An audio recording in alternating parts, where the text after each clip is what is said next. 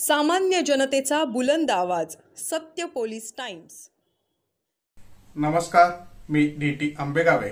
आपण पाहत आहात सत्य पोलीस टाइम्स. पाहूया आजच्या ठळक घडामोडी. एसटी कर्मचाऱ्यांचे ऐन गणेशोत्सवात आंदोलन, प्रवाशांना त्रास होण्याची शक्यता.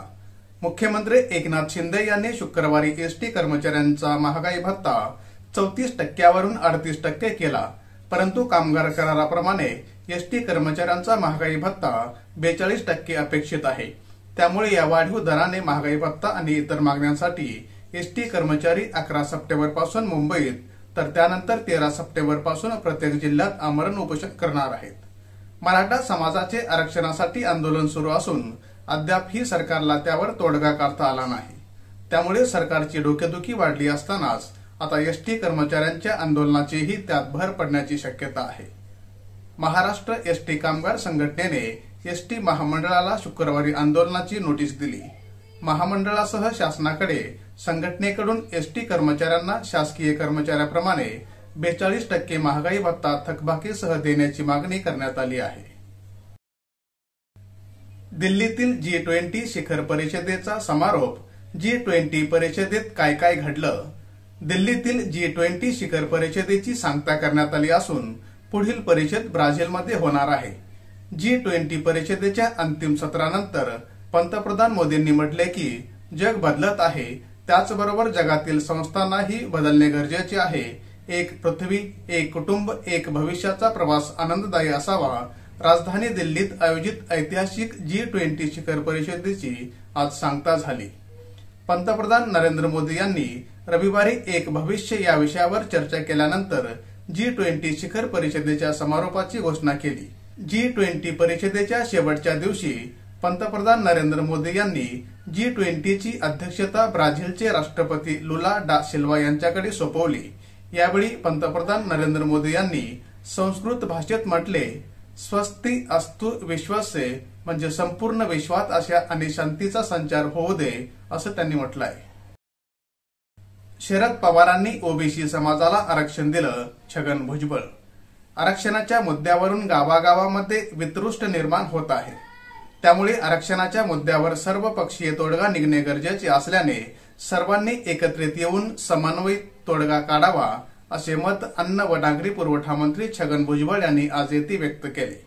ज्येष्ठ नेते शरद पवार यांनी ओबीसी समाजाला आरक्षण दिले, ते आम्ही कदापि विसरणार नाही, असेही श्री भुजबळ यांनी स्पष्ट केले. मंत्री भुजबळ यांनी आज ज्येष्ठ नेते यशवंतराव चव्हाण यांच्या समाधीस्थळी अभिवादन केले. त्यावेळी त्यांनी पत्रकारांशी संवाद साधला. वाघनकं आणताय, अभिनंदन, पण जमलं तर तेवढं करा. नाना पाटेकर यांचे सरकारला चिमटे. वाघनकं भारतात आणण्यासाठी राज्य सरकारने हालचाली सुरू केल्याची माहिती राज्याचे सांस्कृतिक कार्यमंत्री सुधीर मुनगंटीवार यांनी दिली. त्यामुळे सध्या राज्याच्या राजकीय वर्तुळात वाघनकांची चर्चा होताना दिसते.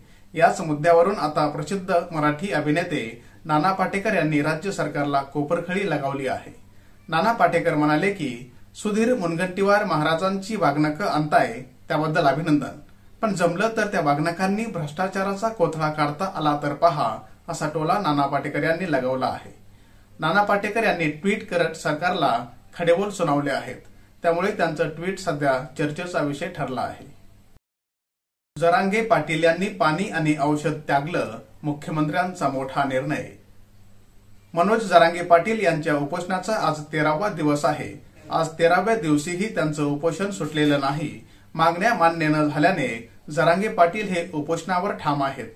तर सरकारने 3दा प्रतिनिधी पाठवून जरांगे पाटील यांचं मन वळवण्याचा प्रयत्न केला, पण तिन्हीच्या वेळी चर्चेत काहीच पदरात न पडल्याने जरांगे पाटील प्रचंड निराश झाले आहेत. मुंबईत बैठक होऊनही काहीच आदेश निघाले नाहीत.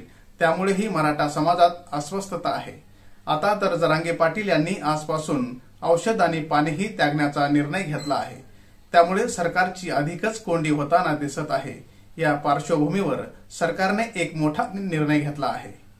मुख्यमंत्री एकनाथ शिंदे यांनी राज्यातील विरोधी पक्षासह सर्वच राजकीय पक्षांची एक महाबैठक बोलावली आहे. ही बैठक मुंबईत पार पडणार आहे. या बैठकीत मराठा आरक्षणावर चर्चा होणार आहे. तसेच ओबीसींच्या भूमिकेवरही चर्चा होणार आहे. मुख्यमंत्री एकनाथ शिंदे सध्या दिल्लीत आहेत. आज रात्री उशिरापर्यंत ते मुंबईत येतील. त्यानंतर उद्या मुंबईत बैठकीला उपस्थित राहतील. या बैठकीत विविध पक्षांच्या नेत्याकडून काही महत्वाच्या सूचना येतील. त्यातून आरक्षणावरील तोडगाही मिळू शकतो, अशी माहिती राज्याचे उपमुख्यमंत्री अजित पवार यांनी दिली आहे. अजित पवार पत्रकारांशी संवाद साधत होते.